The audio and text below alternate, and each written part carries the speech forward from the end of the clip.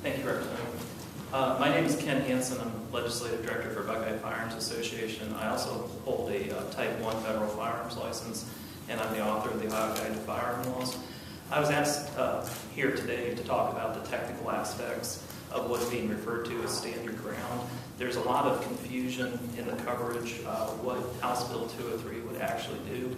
Under current Ohio self-defense law, the lethal force self-defense test is 3 steps. The first step is that you cannot be at fault in creating the situation, which the courts have interpreted to mean you cannot create, prolong, or escalate the situation.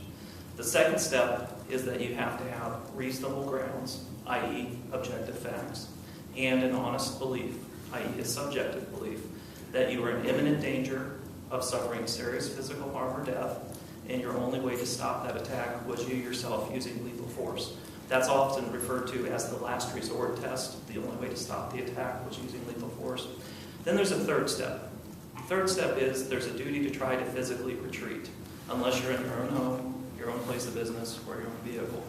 All House Bill 203 would do would be to remove the duty to physically retreat from the self-defense test, and that would be for all areas. It doesn't create any new powers to use self-defense. It doesn't create situations that don't exist currently.